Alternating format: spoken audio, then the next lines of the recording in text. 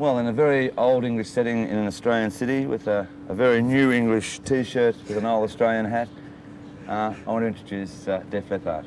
Rick, Joe, welcome to the show. Cheers. So it's been a sort of a wet start for you in the city, in this country, especially at Narara. Yeah, that was pretty unbelievable actually. Yeah. We got in the first day and the weather was just like this. This was a day before we were supposed to do the festival and we thought, great, can't wait. Right. Turned up to do the actual show and it was buckets full, really pouring down. It was unbelievable. Well, nice weather at last. Yeah, great, yeah. So it was all right the day after. Was it? It's just when we went on stage, it just rained. Now listen, there's been an amazing revival around the world of what we would call heavy metal. What made you as a group go into sort of a heavy metal style when it was sort of still in a transitory period, I guess? I think basically in the first place, when the band was forming, heavy rock come heavy metal was the type of music that everybody individually was listening to. And so I think it was just an obvious thing for when the band actually started out to play the music that you'd listen to as a teenager, back in the mid-70s and what have you. And we just took off from there, basically.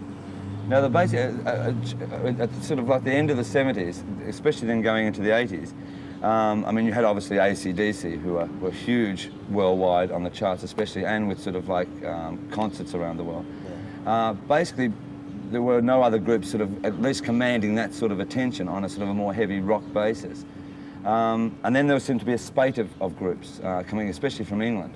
Yeah. Iron Maiden being one in particular. At that stage, did you find it hard in England to gain the acceptance of, say, through that series of groups that were coming up? And Nah, it was easier really, I think. I mean, what you got was the press picked up on the whole movement of the British new wave of heavy metal, or whatever they wanted to call it. And there was Maiden, Saxon, Leppard, and one or two other bands. And they've kind of put us all up against each other, which created competition and interest, I suppose, within the media as well. Right. So I mean, we were constantly getting press or coverage, you know, for like medial things. And, not even records, anything, just meeting each other to make the papers and things. Now, the image of Def Leppard sort of slightly goes away from what you'd call the definite heavy metal image of where you see most groups into that sort of, you know, the leather chains and sort of all of that, you know, long hair. You don't seem to sort of, you have a more cleaner image. Yeah. Was that purposely done? Well, it's just natural for us. I mean, we're just not into all this Sheffield's clean rivets city, and leather and whatever, you know. I mean, we come from a steel town and we're probably just rebelling against that, you know. Yeah.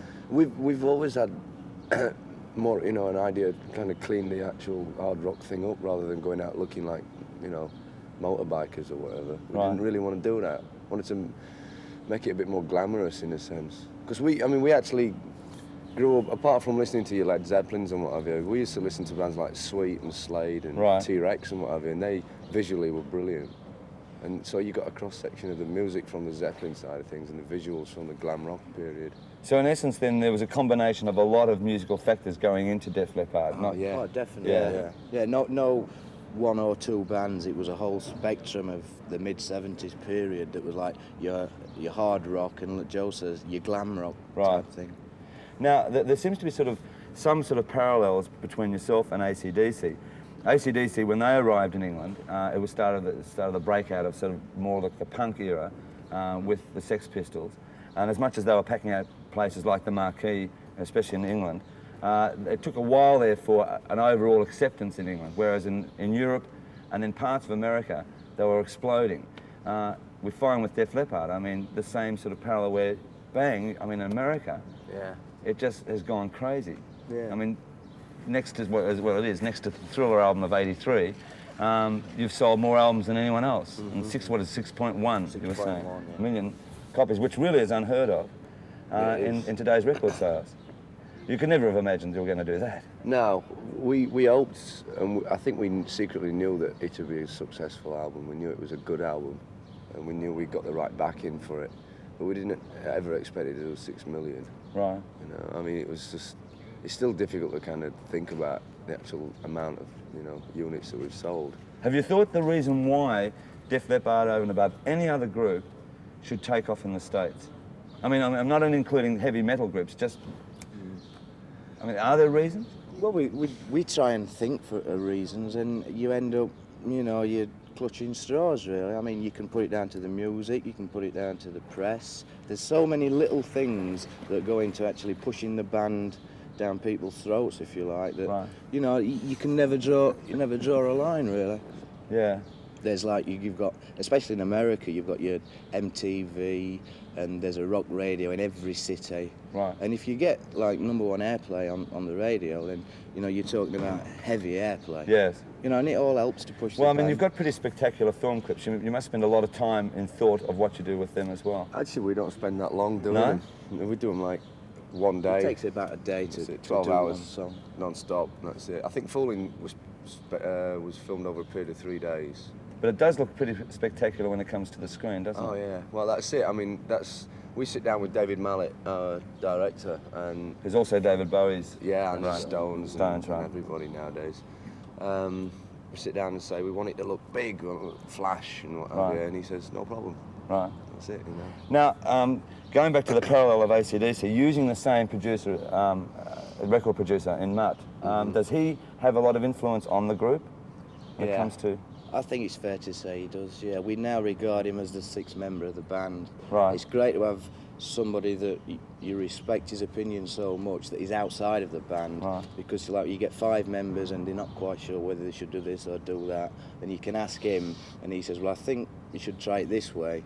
And you try it and, you know, it tends to work out. So it's great to have somebody that's outside the band but still has a view to what the actual band needs. Right.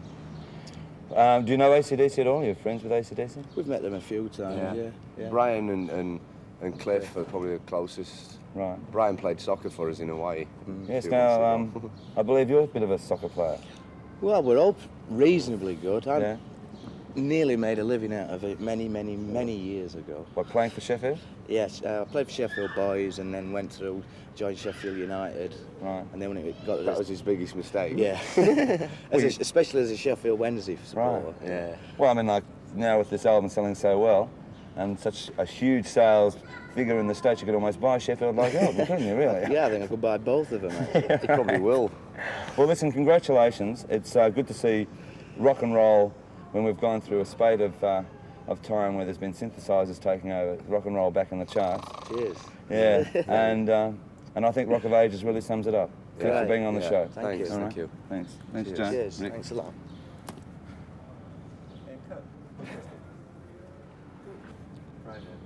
Action.